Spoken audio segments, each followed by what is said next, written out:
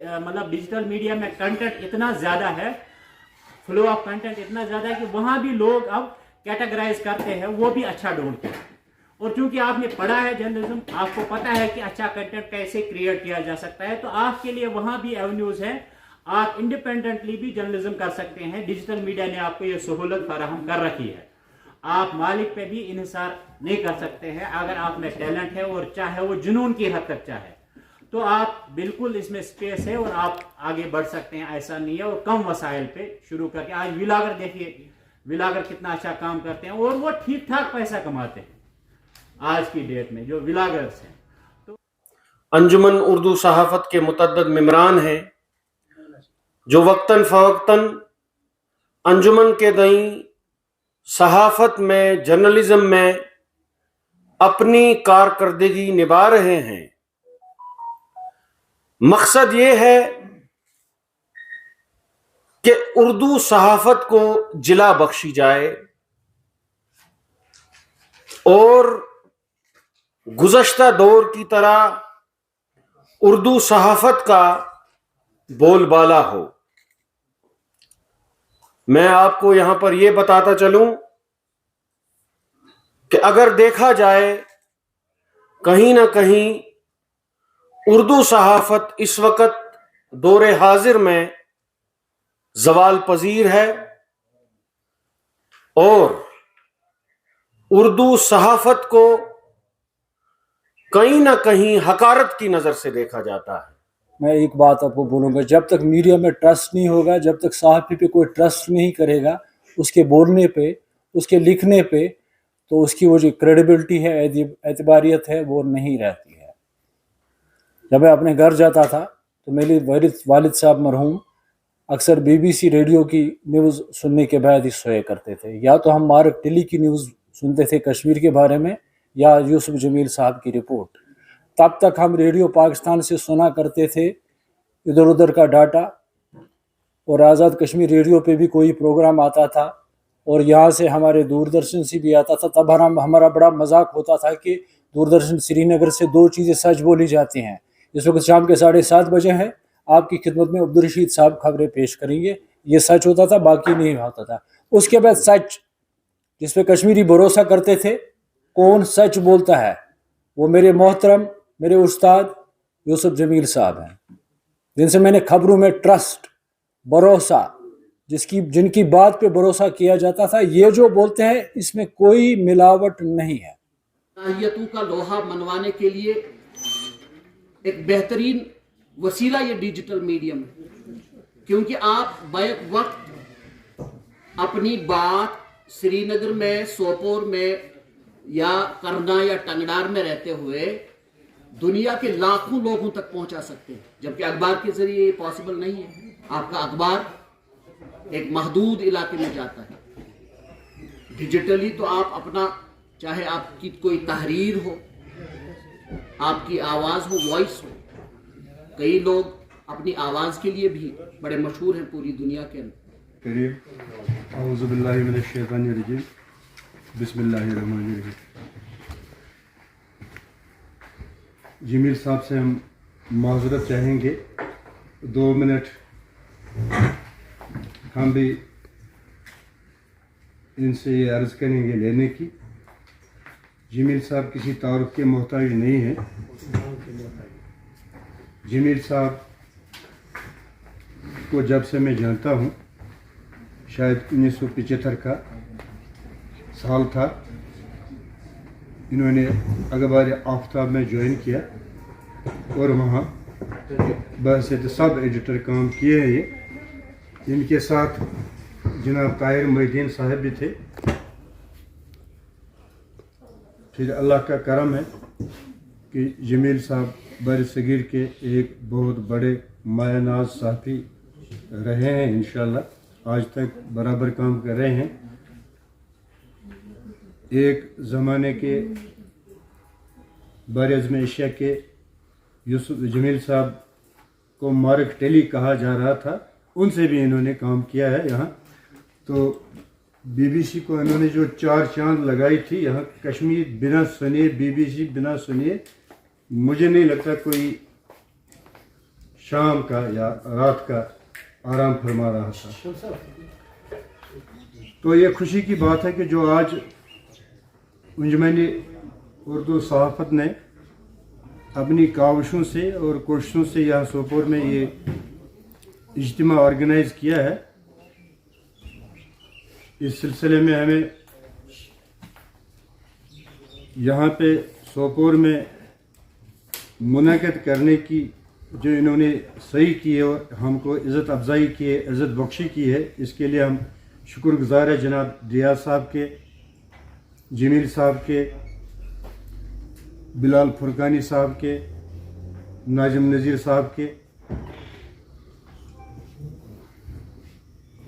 انشاءاللہ ان کا ساتھ رہے گا اور ان کا ہاتھ رہے گا اور ہمیں بھی یہ موقع ملے گا اس راستے پہ کام کرنے کا اور آگے جانے کا. ہمارے نونہال صحافی آئے ہیں اس میدان میں، آپ کی رفاقت چاہیے انہیں اور شفقت بھی چاہیے. جو چیلنج ہے اس وقت صحافت کو، دور جدید کا جو صحافی ہے اس کو جس چیلنج کا سامنا ہے، ایک بہت بڑا مقابلہ ہے اس سے، جدید ٹیکنالوجی سے. جدید ٹیکنالوجی کا مقابلہ انہیں کرنا ہے، اپنے آپ کو جیسے ابھی کہہ رہے تھے ریاض صاحب کہہ رہے تھے ڈیجیٹلائز کرنا ہے، یا اپنے عزیز دیگر رفقا بھی کہہ رہے تھے اپنے آپ کو ڈیجیٹلائز کرنا ہے. یہ ایک چھوٹی دنیا سے، یہ جیسے یہ ایک چھوٹی دنیا میں ہم ابھی تک جو کام کر رہے تھے، اس سے نکل کر ایک بڑا انقلاب آنے والا ہے، جو آ رہا ہے. ایک بڑی دنیا میں ہم کو شامل ہونا ہے، بڑی دنیا میں جانا ہے، ایک چھوٹی دنیا سے نکل کر. یہ ٹیکنالوجی کا آج کا جو دور سلسلہ ہے، یہی یہ دور ہے. ہمیں اس چھوٹی سی دنیا سے نکل کر ایک بڑی دنیا میں جانا ہے اور ایک بڑی دنیا میں کام کرنا. ہماری راہیں کھل گئی ہے. دنیا جیسے کہہ رہے ہیں کہ ہم سمٹ کر رہ گئی ہے، کوئی کہتا ہے گلوبل ولیج بن گیا ہے، مگر میں یہ کہہ رہا ہوں کہ گلوبل ولیج نہیں ہے یہ، بلکہ یہ گلوبل پاکٹ بن گیا ہے. ساری دنیا جیب میں ہی آ گئی ہے، اب ولیج بھی نہیں رہ گیا ہے. یہ محدود جو فیلڈ رکھا گیا تھا ایک صحافی کو، اب اسے اس محدود فیلڈ سے نکل کر لامحدود فیلڈ میں جانا ہے، جہاں پہ کوئی لمٹ نہیں ہے، جہاں پہ کوئی باؤنڈری نہیں ہے. اسی دنیا میں اس کو داخل ہونا ہے اور اپنے آپ کے لیے راہ ہموار کرنی ہے. اور راہ ہموار کرنے والے وہ ہمارے یہاں جمیل صاحب ہے، ناظم صاحب ہے، ملک صاحب ہے، دیگر رفقا ہے. ان کا تو ہمیشہ سر پہ ہاتھ ہمیں رہنا ہے. دراصل جسے ہم صحافی کہتے ہیں، صحافی اگر دولت مند ہوگا تو صحافی نہیں ہوگا، پھر وہ ایک تاجر ہوگا. ایک صحافی کو آج بہت بڑا چیلنج ہے، کرپشن کا چیلنج، بے ایمانی کا چیلنج ہے. اگر ایک صحافی بے ایمان ہوگا تو سماج بے ایمان بن جائے گا، سماج سے بے ایمان پیدا ہو جائیں گے. اگر ایک صحافی کرپٹ ہوگا تو سماج سے کرپٹ لوگ پیدا ہو جائیں گے. صحافی دراصل ایک سکالر کو کہتے ہیں، اور جو سکالر ریسرچ کر رہا ہے اور پیش کر رہا ہے، وہ ریسرچ جو پیش کر رہا ہے، اس ریسرچ کو صحافت کہتے ہیں. اور ہر ایک صحافی سکالر ہے، ریسرچ سکالر ہے. جو بھی وہ خبر، جیسے ابھی وہ اپنے ایکسل شیئر کے زاہد صاحب کہہ رہے تھے کہ کہیں پہ وہ زمین کسی نے لی ہے، کسی پٹواری نے اس کو بنجر قدیم بنایا ہے، کسی نے اس کو یہ باغ خشک بنایا ہے، زمین ابھی اول ہے. اس پہ ریسرچ آپ کو کرنی ہے. اگر آپ ریسرچ اس پہ کریں گے تو آپ سکالر ہیں. تو स्कॉलर ही सहाफ़ी हो सकता है। मगर अगर हम बेईमान होंगे, अपनी सहाफ़त में बेईमानी करेंगे, तो हम क्या देंगे समाज, सोसाइटी को क्या दे सकते हैं बेईमानी के सिवा? यहाँ बेईमान लोग पैदा हो जाएंगे, और इस बेईमानी की वजह से क्या होगा? हमारा सच, झूठ, इंसानियत, जो हमारी सच्चाई, जो हमारी फितरत, सब की सब खत्म हो जाएगी। हमें कुछ कोई इंसानियत ही नहीं रहेगी। एक ज़माना ऐसा था, जब हम किसी जगह जा रहे थे तो लोग हमको इज्जत की निगाह से देख रहे थे। वो इज्जत हमको कर रहे थे कि भाई नहीं, ये जर्नलिस्ट है, ये सहाफ़ी है, ये उसमें काम कर रहा है, ये इसमें काम कर रहा है, इज्जत कर रहे थे लोग। और आज मेरे सहाफ़ी का ये हाल है, इसे पत्थरों से मार रहे हैं लोग, इस पे पत्थर फेंक रहे हैं और इसे कह रहे हैं कि ये बददानत है, ये बेईमान है, ये करप्ट है। अगर हाल हमारा ऐसा है तो हम किस सहाफ़त और किस सहाफ़ी और कौन सी रिसर्च कर रहे हैं? फिर फारसी की एक कहावत है, यक मन इल्म रा दामन अकल मी बायद। अगर किसी साहिब के पास एक मन कहते हैं 40 जो किलो होते हैं उसे एक मन कहते हैं, एक मन इल्म होगा तो फिर उसके पास 40 मन अकल होनी चाहिए। अकल की इतनी जरूरत है और इल्म की इतनी जरूरत है, यानी कि 40 गुना उसे अकल होनी चाहिए।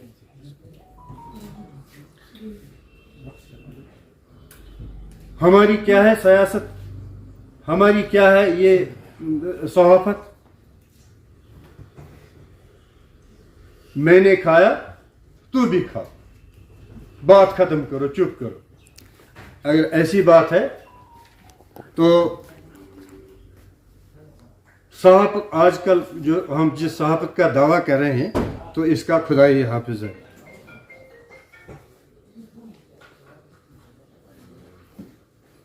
अब जनाब जमील साहब को हम तकलीफ दे रहे हैं, ज़हमत दे रहे हैं यहाँ आने की, अपने ज़रीन ख्यालात से नवाजें जनाब जमील साहब।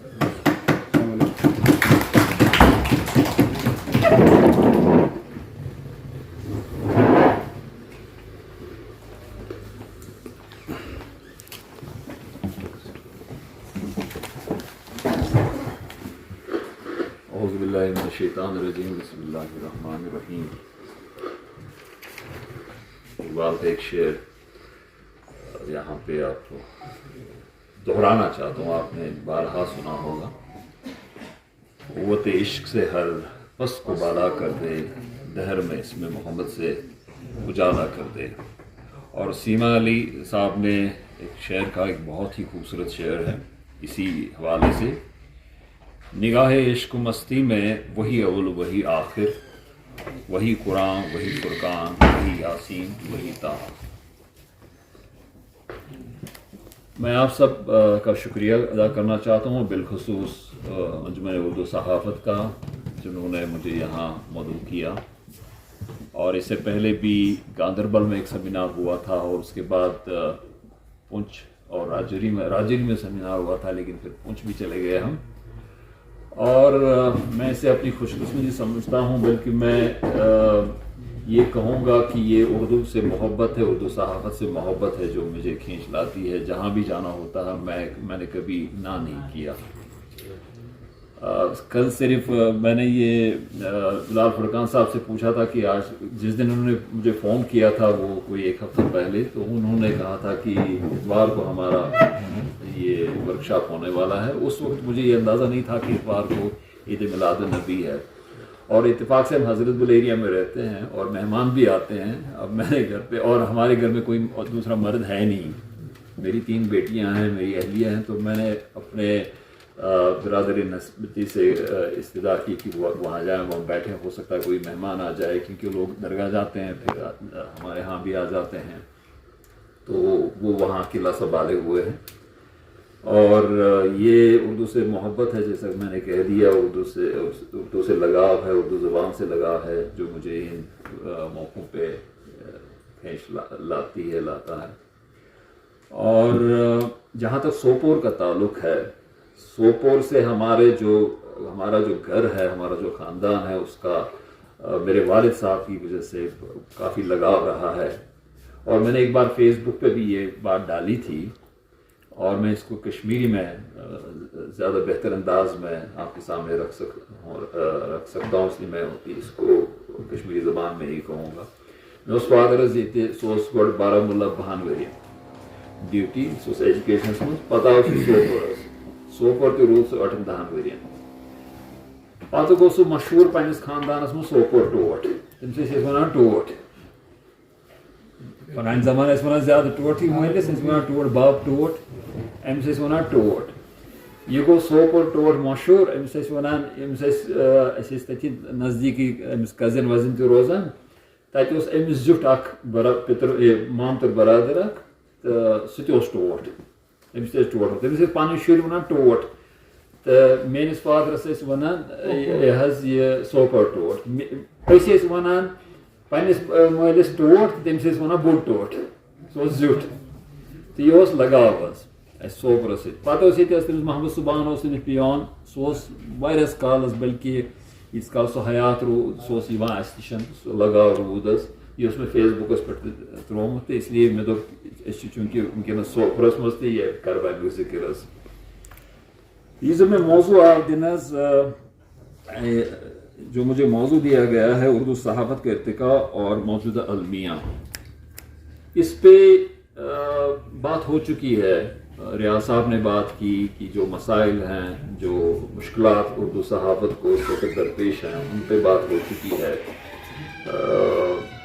اور اس کے علاوہ دوسرے دوستوں نے بھی ڈیجیٹل میڈیا کا جب ذکر کیا، تجین اسلام صاحب نے اور ریاض صاحب نے، تو انہوں نے بھی اس کی طرف اشارہ کیا کہ اردو زبان کو، اگر اردو صحافت کو جن مشکلات کا سامنا کرنا پڑ رہا ہے، اس کی وجہ یہی ہے کہ یہ موجودہ تقاضوں پر اس کو نہیں ڈالا گیا ہے.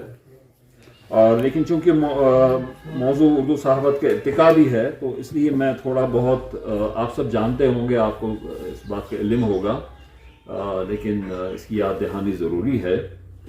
اردو صحافت کی جو تاریخ ہے وہ زیادہ پرانی نہیں ہے، کوئی 200 سال، زیادہ سے زیادہ 200 سال پرانی ہے. جب انڈیا میں چھاپ خانہ آ گیا، پرنٹنگ پریس آ گیا، تو اس کے ساتھ ہی اردو صحافت کا آغاز بھی ہوا باضابطہ طور پر. اگر جس کو آغاز کی بات کریں گے تو آغاز ہوا. تو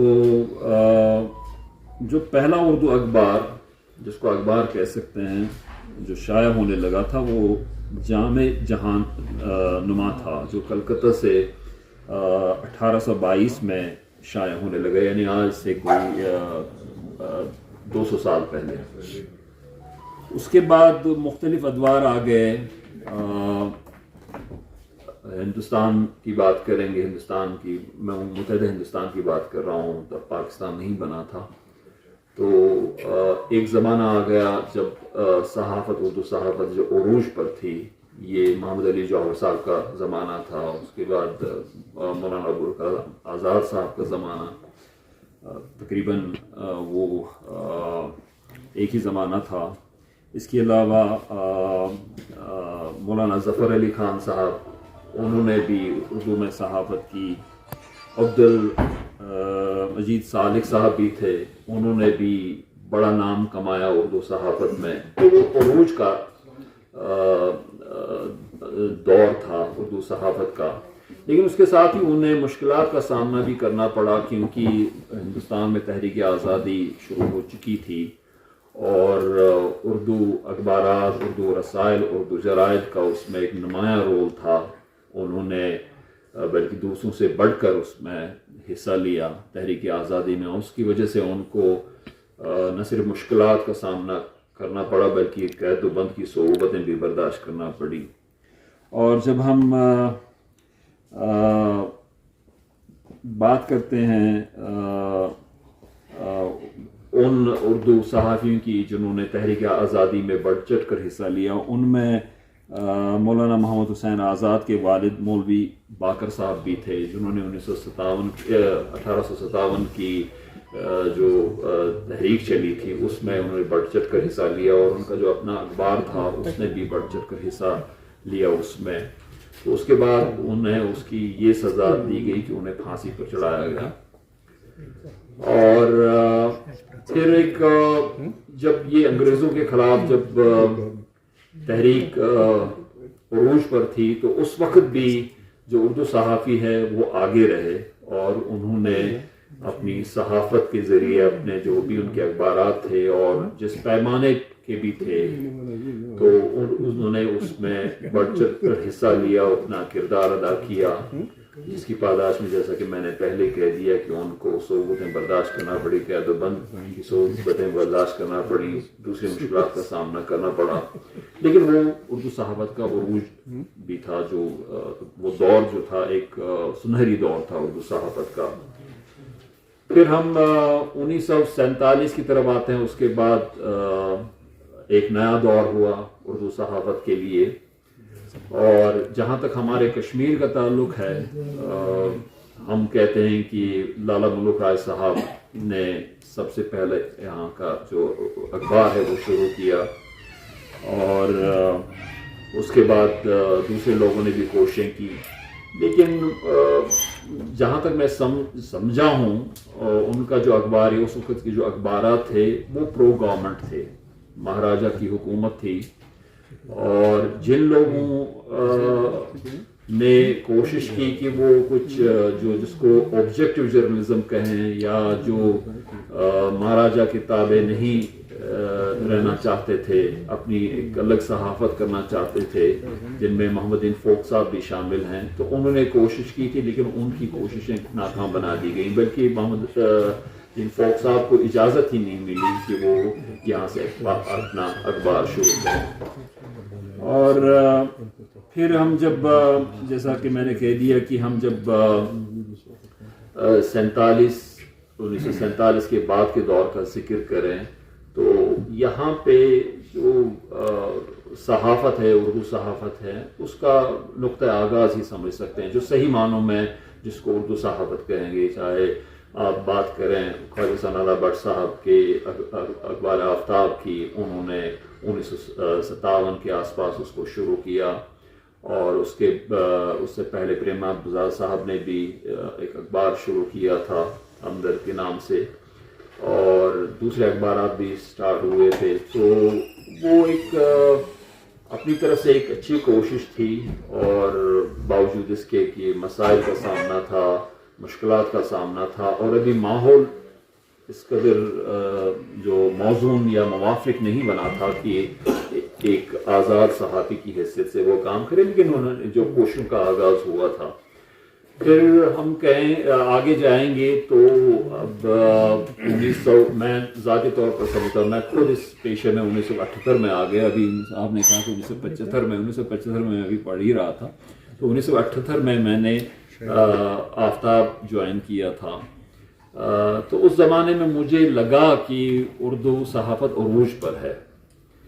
آفتاب جو یہاں کا ایک لیڈنگ اخبار تھا، اس نے سب سے پہلے یہاں آف سیٹ پریس انٹروڈیوس کرایا، اور اس کے علاوہ جو ہاکنگ سسٹم تھا وہ آفتاب نے شروع کیا تھا، خواجہ ثناء اللہ بٹ صاحب نے شروع کیا تھا، اور اس کے علاوہ بھی انہوں نے کئی انقلابی اقدامات اٹھائے جو کامیاب رہے، اور لوگ اخبار پڑھنے لگے. بلکہ اخبار مختلف نہ صرف آفتاب بلکہ دوسرے جو اخبارات ہیں ان پہ ہی لکھا ہوتا تھا کہ اخبار خرید کر پڑھنے کی عادت ڈالیں.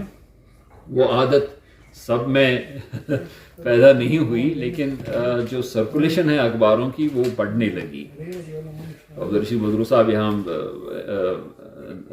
ہمارے ساتھ تشریف فرما ہے.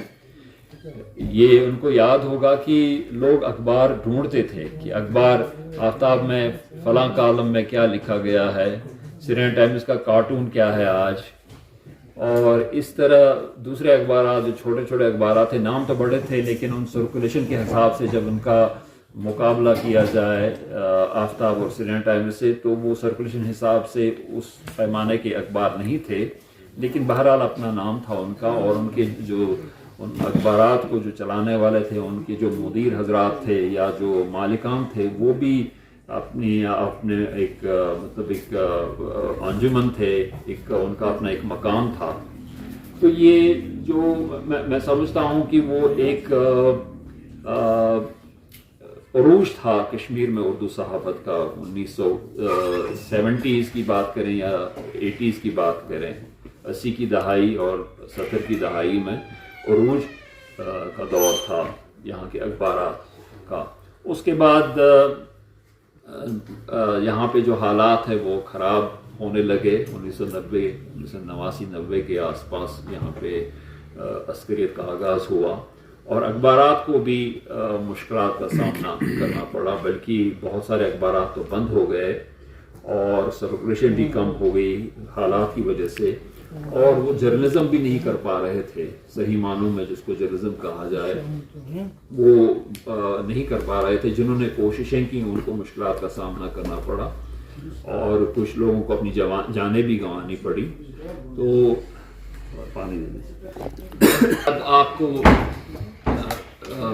پتہ ہوگا، آپ میں سے بہت سارے لوگوں کو 1990 کے بعد اخبارات کو کس طرح کی صورتحال کا سامنا کرنا پڑا کشمیر میں. جب ہم کشمیر کی بات کریں گے، جہاں تک اردو صحافت کا تعلق ہے، دلی میں، لکھنؤ میں، ممبئی میں، حیدرآباد میں اور دوسری جگہوں پہ، اور دوسری سائڈ پہ دیکھیں گے لاہور میں، کراچی میں، راولپنڈی میں، مظفر آباد میں، جو اردو صحافت ہے وہ جو اس کا جو آغاز تھا وہ تو بہتر تھا، اور جو بیچ کا جو دور تھا وہ بھی کچھ کم حوصلہ افزا نہیں تھا. بلکہ ہم نے دیکھا کہ اردو اخبارات کو پڑھا جاتا ہے، اردو اخبارات میں نئے نئے تجربے ہو رہے ہیں وقت کے تقاضے کے مطابق. جب آف سیٹ پرنٹنگ آ گئی، فوٹو پرنٹنگ آ گئی، وہ بھی ان میں اس کو انہوں نے اختیار کر لیا. سرکولیشن بھی اچھی رہی ان اخبارات کی. لیکن جب ہم کشمیر واپس لوٹتے ہیں تو 1990 کے بعد ساری چیزیں دستیاب تھیں. انٹرنیٹ بھلے ہی دستیاب نہیں تھا، لیکن دوسری چیزیں دستیاب تھیں. ماڈرن پرنٹنگ مشینری اویلیبل تھی، دوسری چیزیں اویلیبل تھیں. کتابت کے بعد پھر وہ کمپیوٹر کا زمانہ آ گیا اور کمپیوٹر پہ لکھا جانے لگا، تو وہ چیزیں دستیاب تھیں. لیکن ماحول ٹھیک نہیں تھا، اور جس ماحول میں صحافت کی جاتی ہے وہ ماحول نہیں تھا کشمیر میں. اس کی وجہ سے اخبارات ایک طرح سے زوال کا شکار ہونے لگے. ان کو مشکلات کا سامنا کرنا پڑا، ان کو ان کی جو سرکولیشن بھی بہت کم ہونے لگی، اور اس لیے جو آمدن تھی وہ بھی کم ہو گئی. اشتہارات ملنا بند ہو گیا. سرکار کی طرف سے اشتہارات ملنے میں ایک طرح کا ایک جو ڈسکرمنیشن ہے وہ بڑھتی جانے لگی. اس حساب سے اخبارات کو اشتہارات نہیں ملنے لگے کہ اخبار کی سرکولیشن کتنی ہے، اس کی پہنچ کتنی ہے، اس کو کتنے لوگ پڑھتے ہیں، بلکہ یہ دیکھا گیا کہ یہ لکھتا کیا ہے یا کیا نہیں لکھتا. اس حساب سے وہ اشتہارات بھی بڑھنے لگے، اور جو آمدن کے ذرائع ہیں وہ محدود ہو گئے ہیں. اس کی وجہ سے بھی پریشانی اٹھانا پڑی، اور حالات کی وجہ سے جو انڈر پریشر جو کام کرنا پڑ رہا تھا، ہر طرف سے پریشر نہیں تھا. میں یہ نہیں کہوں گا کسی ایک طبقے یا ایک حلقے کی طرف سے پریشر تھا، ہر طرف سے پریشر تھا. اس کی وجہ سے اخبارات کو بڑی پریشانی اٹھانا پڑی، اور وہ میں سمجھتا ہوں کہ وہ ایک زوال کا جو آغاز ہے اخبارات کا یہاں پہ وہ تھا. تو اس کے بعد جب ہم موجودہ دور پہ آتے ہیں، جو آپ لوگوں نے المیہ استعمال کیا ہے، میں اس کو المیہ نہیں کہوں گا. یہ ایک تغیر ہے زمانے کا. پہلے ایک دور تھا، پھر دوسرا دور آ گیا، پھر تیسرا دور آ گیا، چوتھا دور آ گیا. اب ایک اور الگ دور ہے جہاں پہ ڈیجیٹل میڈیا، اس پہ بات ہو چکی ہے کہ ڈیجیٹل میڈیا کا دور ہے. لیکن جہاں تک اخبارات کا تعلق ہے، اس میں جو ہمارے یہاں کے جو اخبارات ہیں ان کو جن مشکلات کا سامنا کرنا پڑا اور کیوں یہ وجہ کیا ہے کہ اخبارات کی جو سرکولیشن کم ہو گئی، ان کی جو پہنچ تھی پہلے وہ نہیں رہی جو تھی. اس کی میں نے کچھ جو وجوہات ہیں وہ میں نے پہلے بیان کی. لیکن اب جو صورتحال ہے اس میں سب سے بڑا مسئلہ یہ ہے کہ اردو پڑھنے والوں کی جو تعداد ہے وہ کم ہوتی جا رہی ہے. ریاض صاحب نے اس کی طرف اشارہ کیا. انہوں نے کہا کہ جو انہوں نے کچھ فگرز بتائے کہ بات ایسی نہیں ہے کہ بالکل ہی اپنا جو حوصلہ ہے وہ ہار جائے انسان اور یہ کہے کہ نہیں اب کچھ نہیں، آگے کچھ نہیں ہوگا، وہ بات نہیں ہے. لیکن چونکہ اردو پڑھنے والوں کی جو تعداد ہے وہ کم ہوتی جا رہی ہے، اس کی وجہ سے اخبارات جو ہیں وہ پڑھے نہیں جاتے ہیں. اور جو دوسری چیزیں ہیں، جو انگریزی اخبارات پڑھنے کا جو رجحان ہے وہ اپنی جگہ ہے. وہ ایک طرح سے ایک فیشن بھی ہے کہ میں انگریزی کا اخبار جو ہے یہ میں پڑھتا ہوں، خریدتا ہوں وغیرہ. اور اردو کو بعض لوگ حقارت کی نظر سے دیکھتے ہیں کہ اردو اخبار ہے، اس میں کیا لکھا ہوگا. اور وہ کسی حد تک صحیح بھی ہے، کیونکہ اردو جو اخبارات ہیں ان میں ان کو جو ریڈر کو وہ میٹیریل نہیں ملتا ہے جو اسے دوسری زبان کے، اگر ہم ملیالم زبان کے اخبارات لیں گے ان میں اتنا زیادہ مواد ہے پڑھنے کا اور انتہائی عمدہ مواد ہے. جو وہاں کی جو ملیالم جو وہ زبان جاننے والے ہیں، پڑھنے والے ہیں، بولنے والے ہیں، وہ اس کو بڑے شوق سے اس کو وہ اخبارات اب بھی خریدتے ہیں، رسائل اب بھی خریدتے ہیں. حالانکہ ڈیجیٹل میڈیا کا زمانہ ہے، انٹرنیٹ کا زمانہ ہے، لیکن اردو کے ساتھ یہ معاملہ ہے نہیں. اس میں اپنی کمزوریاں ہیں کہ ہم اس کو جو موجودہ جو ٹرینڈز ہیں ان پہ ڈالنے میں پوری طرح کامیاب نہیں ہوئے. کوششیں ضرور ہو رہی ہیں لیکن پوری طرح وہ اس میں کامیاب نہیں ہوئے ہیں. اور اس کے علاوہ بھی ریاض صاحب نے ایک ذکر کیا کہ اگر کسی اور زبان سے جو الفاظ ہیں وہ مستعار لیے جائیں اور کسی اور زبان کے الفاظ استعمال کیے جائیں اردو صحافت میں تو کوئی قباحت نہیں. تو میں اس سے اتفاق نہیں کرتا ہوں. میں اس لیے اتفاق نہیں کرتا ہوں کیونکہ میں سمجھتا ہوں کہ اردو زبان، جب آپ کسی دوسری زبان، انگریزی زبان ہو، ہندی زبان ہو یا کوئی اور زبان ہو، اس سے آپ الفاظ اختیار کریں اور اردو صحافت میں ان کا استعمال کریں تو خود اردو زبان میں آپ کے پاس انتہائی سلیس اور آسان الفاظ ملیں گے جو متبادل کے طور پر استعمال کر سکتے ہیں. آپ اپنا جو بھی آپ کو کنوے کرنا، جو بھی آپ اپنے ریڈر تک، اپنے ویور تک یا اپنے لسنر تک آپ کوئی بات پہنچانا چاہیں گے، آپ کو خود اردو زبان میں آپ کو متبادل الفاظ، بہت ہی شیرین، بہت ہی سلیس، بہت ہی آسان الفاظ ملیں گے جو آپ ان کو استعمال کریں. ہاں اگر کہیں پہ آپ کو اپنی بات کہنی ہے اور آپ سمجھتے ہیں کہ کسی انگریزی زبان کو کوئی لفظ ہے یا ہندی زبان کو کوئی لفظ ہے جو زیادہ بہتر طور پر اس بات کو آگے لے جا سکتا ہے تو وہاں پہ آپ ایسا کر سکتے ہیں. لیکن اگر آپ اس کو ایک طرح سے ایک عادت بنا لیں گے تو میں سمجھتا ہوں کہ یہ اردو زبان کے ساتھ بہت بڑی زیادتی ہوگی، ناانصافی ہوگی اور اس سے زبان جو ہے وہ بگڑ جائے گی اور ایک دور آ جائے گا کہ اردو زبان نہیں رہے گی. یہ تجربہ ہم نے اس میں وائس آف امریکہ میں بھی کیا تھا کچھ سال پہلے. تو جو وہاں کے جو ایڈیٹرز ہیں ان میں سے چند ایک کی رائے تھی کہ چونکہ زمانہ بدل گیا ہے اس لیے لوگوں تک بات پہنچانے کے لیے اگر دوسری زبانوں کا استعمال کیا جائے،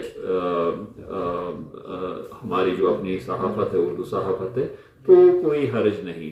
لیکن وہ تجربہ ناکام رہا اور اس میں انہوں نے رائے بھی لی تھی مختلف جو ان کے وہاں پہ واشنگٹن میں جو لوگ ہیں یا دوسرے مقامات پہ ہیں، چاہے اسلام آباد پاکستان میں، کراچی میں، دلی میں، یہاں سری نگر میں، انہوں نے مجھے بھی لکھا تھا کہ آپ بھی اپنی رائے کا اظہار کریں.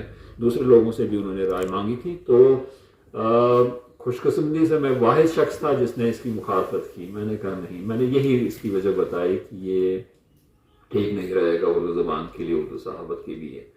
تو لیکن انہوں نے جو اعتراض تھا اس کو رول آؤٹ کیا اور انہوں نے وہ آغاز کیا تھا، لیکن وہ سلسلہ صرف 1 مہینے مطلب چل سکا. اس کے بعد انہوں نے ان کو خود یہ احساس ہوا، بلکہ کچھ جو لسنرز تھے انہوں نے بھی کہا کہ نہیں، یہ تجربہ آپ کا ٹھیک نہیں ہے. آپ اردو زبان، یہ صحیح بات ہے کہ صحافت کوئی افسانہ نہیں ہے، کوئی شعر و شاعری نہیں ہے، کوئی ادبی کوئی ادبی آپ کا کوئی کام ہو، وہ نہیں ہے. صحافت آسان زبان میں کرنی ہے جو عام لوگوں کی سمجھ میں آ جائے. تو اگر اسی کو سامنے رکھتے ہوئے آپ اردو زبان میں ہی اردو صحافت کریں تو میں سمجھتا ہوں کہ زیادہ بہتر. یہ بات ضمن آ گئی کہ ریاض صاحب نے یہ کہا کہ اس میں آپ کو اس میں یہ احساس نہ ہو کہ آپ کوئی ناانصافی کر رہے ہیں، لیکن میں سمجھتا ہوں کہ یہ اردو زبان کے ساتھ ناانصافی وہ ایک سلسلہ چل پڑے گا. اگر آج آپ 100 میں سے آپ 10 الفاظ کوئی آپ نیوز سٹوری بنا لیتے ہیں یا کوئی مضمون لکھتے ہیں، 800 الفاظ پہ مشتمل کوئی مضمون لکھتے ہیں، اس میں 100 الفاظ یا 50 الفاظ آپ کسی اور زبان سے لیتے ہیں یا 10 ہی الفاظ دوسری زبانوں سے لیتے ہیں، تو ہو سکتا ہے کہ کوئی وقت آ جائے گا کہ آپ 90% آپ کے جو الفاظ ہوں گے دوسری زبان کے ہوں گے، تو وہ اردو صحافت نہیں رہے گی، کوئی اور اس میں کسی اور زبان کی صحافت رہے گی. تو مجھے لگتا ہے کہ آپ کو زبان کو مسخ کرنے سے اجتناب کرنا چاہیے، اور جو سوشل میڈیا ہے اس کی طرف زیادہ توجہ دینی چاہیے، اور ڈیجیٹل میڈیا کی طرف زیادہ توجہ دینی چاہیے. اور جو یہ المیہ نہیں رہے گا، یہ پھر المیہ نہیں رہے گا جس کو ہم آج کہتے ہیں کہ ایک المیہ ہے کہ اردو صحافت وہ صحافت نہیں رہی جو پہلے تھی، اب کچھ اور ہے. اس کے پڑھنے والے، اس کے سننے والے، اس کے دیکھنے والے، اگر ٹیلی ویژن کی بات کریں یا پھر ریڈیو کی بات کریں تو وہ کم ہو رہی ہے. تو مجھے لگتا ہے کہ اگر آپ ڈیجیٹل کی طرف آ جائیں گے تو اس سے بہت بڑا فائدہ ہوگا. لیکن اس کے ساتھ ساتھ جو ایک والدین کی حیثیت سے ہمارا یہ فرض ہے کہ ہم اپنے بچوں کو یہ بتائیں کہ اردو زبان کتنی اہم ہے ان کے لیے، اردو زبان کا سیکھنا کتنا اہم ہے، کیونکہ ہماری جو میراث ہے، ہماری جو ثقافت ہے، ہمارا جو تمدن ہے، تو وہ اس سے جڑا ہوا ہے. اور بے شک کشمیر ہماری مادری زبان ہے، اور اگر ہم گھروں میں کشمیری میں ہی بات کریں، اور جو روزانہ بنیاد پہ جو ہماری جو انٹریکشن رہتی ہے، تعامل رہتا ہے دوسروں کے ساتھ، اگر اس میں ہم کو کشمیری زبان میں ہی بات کریں تو زیادہ بہتر ہے. لیکن جہاں تک یہ کشمیری زبان میں بھی بہت سارا ذخیرہ موجود ہے، لیکن جو جموں کشمیر کی ہم جب بات کرتے ہیں، جو رابطے کی زبان جو ہے وہ اب بھی اردو ہے. بھلے ہی حکومت نے اب اس کو، پہلے یہ سرکاری زبان تھی، اب 5 زبانیں لائے ہیں، ان کو 4 اور لائی ہیں، تو وہ الگ بات ہے، وہ ایک الگ موضوع ہے. لیکن جو کمیونیکیشن کی جو زبان ہے ہماری، چاہے لداخ کا بودھ ہو، کرگل کا کوئی باشندہ ہو، جموں کا کوئی رہنے والا، پونچھ راجوری کا کوئی بندہ ہو، اور اس کے ساتھ جب ہم رابطے کی زبان جو ہے وہ اردو ہی ہے. اور اردو میں بہت زیادہ ذخیرہ موجود ہے جس کا تعلق ہمارے تمدن سے، ہماری تہذیب سے، ہماری ثقافت سے، ہماری تاریخ سے ہے. اس لیے ہمیں چاہیے کہ ہم اپنے بچوں کو اردو پڑھائیں، اور ان کی طرف ان کی جو توجہ ہے اردو کی طرف ان کو بتائیں، ان کو سمجھائیں کہ اردو پڑھنا، اردو لکھنا، اردو سمجھنا، اردو وہ کتنا ضروری ہے ہمارے لیے. اردو تو ہم بولتے ہیں، بچوں کے ساتھ اردو میں بات کرتے ہیں، بچوں کے ساتھ اردو میں بات کرتے ہیں، لیکن پڑھتے اور لکھتے بہت کم ہے. تو جب اردو پڑھنے والوں اور لکھنے والوں کی تعداد بڑھ جائے گی تو انشاءاللہ اردو جو صحافت ہے وہ بھی پھلے پھولے گی. اور یہ جو جہاں تک یہاں کے جو سرکاری ادارے ہیں، چاہے کشمیر یونیورسٹی کا شعبہ صحافت ہو یا اسلامک یونیورسٹی کا شعبہ صحافت ہو یا ڈگری کالجز میں، یہاں بارہمولہ میں بھی ایک الگ ڈپارٹمنٹ ہے اردو، جہاں پہ صحافت پڑھائی جاتی ہے.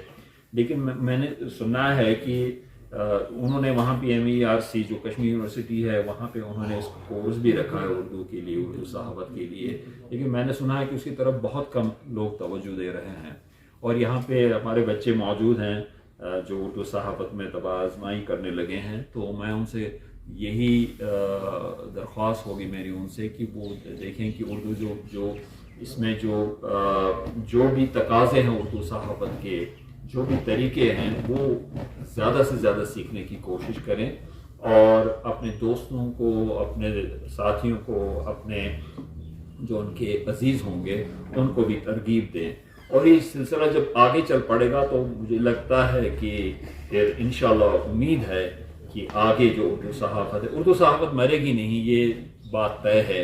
یہ ضرور ہے کہ اس کا جو ایک سٹیجز ہیں، ایک پہلے ایک دور تھا اردو صحافت کا، پھر دوسرا دور آ گیا، پھر تیسرا دور آ گیا، آج ایک مشکل دور ہے، لیکن یہ مشکل دور نہیں رہے گا انشاءاللہ اگر ہم اس کی طرف توجہ دیں گے۔ اور اب بھی اب تو اخبارات فری میں ہیں، انٹرنیٹ پہ ہیں، آپ آسانی سے آپ کو خریدنا نہیں پڑیں گے،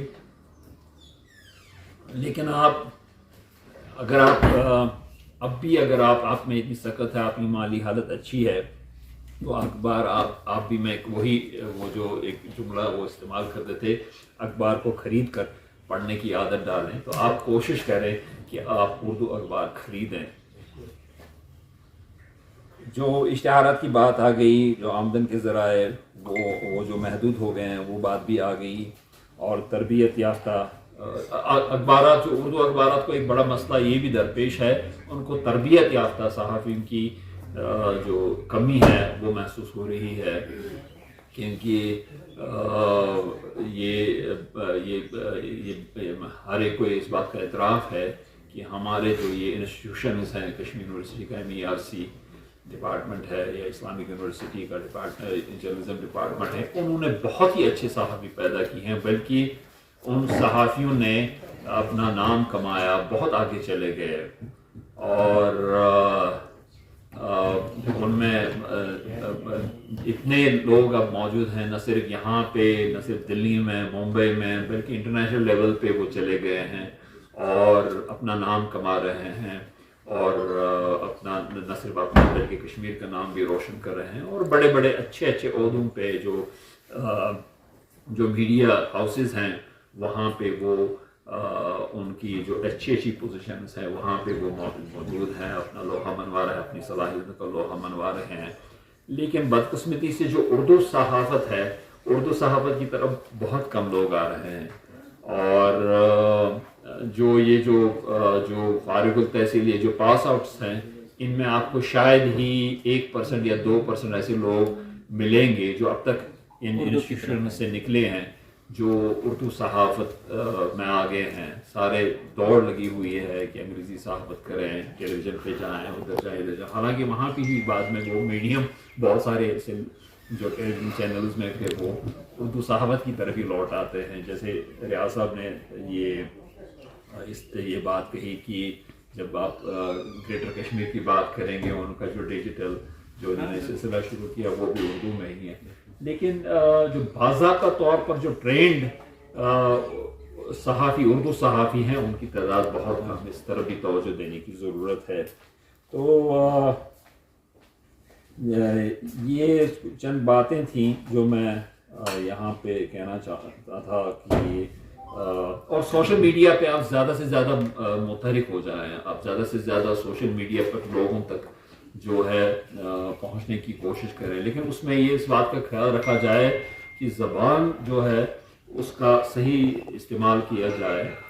جو ایک طرح سے اب ہم دیکھ رہے ہیں کہ بلکہ دکھ ہوتا ہے کہ سوشل میڈیا پہ یا جو ڈیجیٹل میڈیا کے جو ذرائع ہیں ان پہ اس طرح توجہ نہیں دی جاتی ہے کہ کہاں پہ کیا بات کرنی ہے، کس طرح اگر کسی کا انٹرویو کرنا ہے وہ کس طرح کرنا۔ جیسے کسی نے کہہ دیا کہ ایک بڑے سیاسی لیڈر سے کہا گیا، شاید تجمل صاحب نے بتایا کہ انہوں نے سب سے پہلا ان سے یہ سوال کیا کہ آپ اپنا تعارف کریں، آپ کون ہیں، آپ کی وابستگی کیا ہے۔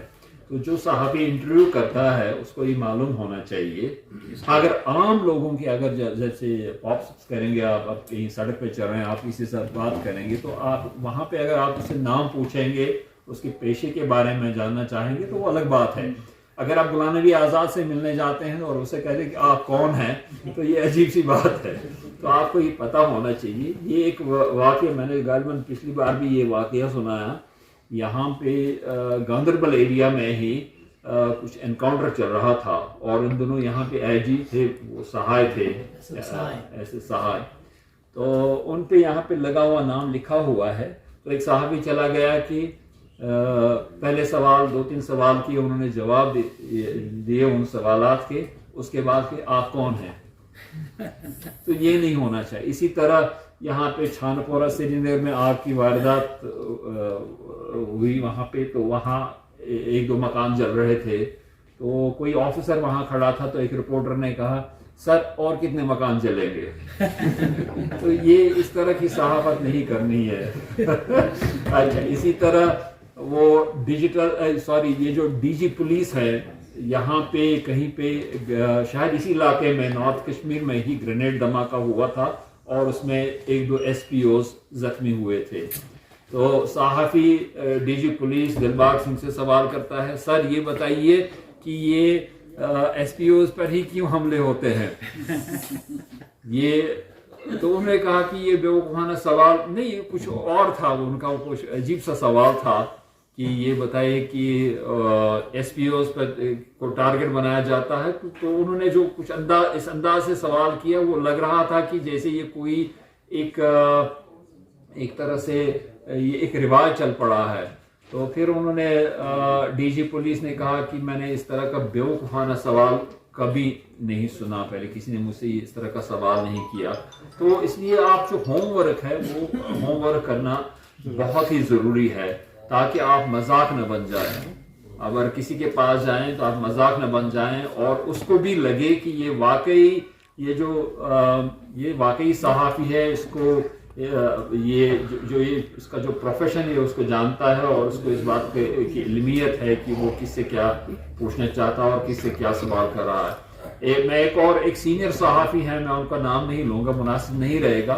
وہ سیف الدین سول صاحب کا انٹرویو کرنے گئے, تو یہ میں نے پہلے بھی بات کہی. تو جب انہوں نے سیف الدین سول صاحب کو فون کر کے کہا کہ میں آپ کا انٹرویو لینا چاہتا ہوں, ان کو آ جائیے, انہوں نے وقت دے دیا.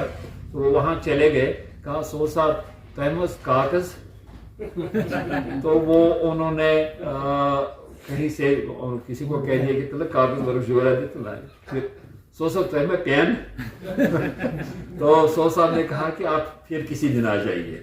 تو آپ کے پاس اب یہ ضرور ہے کہ اب زمانہ بدل گیا ہے, موبائل فون میں سب کچھ ہے, آپ ریکارڈ بھی کر سکتے ہیں, لکھ بھی سکتے ہیں وہاں پہ سب کچھ. لیکن آپ یہ عادت ڈالیے, آپ کے پاس پین ہونا چاہیے, اور آپ کے پین میں انک بھی ہونی چاہیے, کہ آپ یہ نہ کہیں کہ پین ہو لیکن اس میں انک نہ ہو. اور آپ کے ساتھ ہمیشہ یہ جو رائٹنگ پیڈ ہونا چاہیے, کہ کہیں پہ بھی اس کی ضرورت آپ کو پیش آئے گی. یہ ایک عادت ڈالیے. تو اس طرح سے جو صحافت ہے وہ آگے بڑھے گی. اردو صحافت کو آپ لوگوں کی ضرورت ہے, اور اردو صحافت جیسا ریاض صاحب نے کہا, دوسرے دوستوں نے کہا, اور میں بھی کہتا ہوں کہ یہ مرے گی انشاءاللہ, یہ قائم رہے گی اور پھلے گی پھولے گی. لیکن اس میں یہ ہے کہ ہمیں انٹرسٹ لینا ہے اس میں, اور ہمیں دیکھنا ہے کہ کمزوریاں کیا ہیں, ان کو دور کرنا ہے, کوتاہیاں کیا ہیں, ان کو دور کرنا ہے, اور ہمارا جو اس میں کنٹریبیوشن کیا رہے گا, بے لوس کنٹریبیوشن. ہمیں یہ نہیں دیکھنا ہے کہ ہمیں وہاں سے کیا ملتا ہے. ہمیں ضرور اپنا پیٹ پالنا ہے, اپنے گھر والوں کا پیٹ پالنا ہے اگر وہ آپ پہ ڈپینڈ ہیں, لیکن وہ ایک حد میں ہونا چاہیے. اور اس کی طرف اشارہ کیا گیا انہوں نے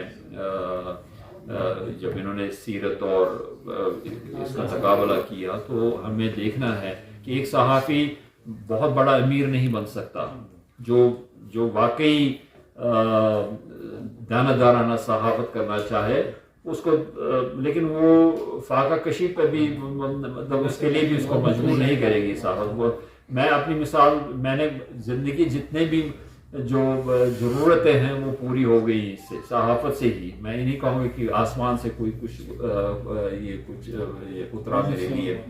तो इसी सहाफ़त ने मुझे जो भी दिया, इसी सहाफ़त ने दिया, लेकिन मैंने अपनी पूरी कोशिश की कि दयानतदाराना सहाफ़त ही की जाए। तो अगर आप दयानतदाराना सहाफ़त करेंगे तो मैं आपको ये एक गारंटी देता हूँ कि आप भूखे नहीं मरेंगे इंशाल्लाह।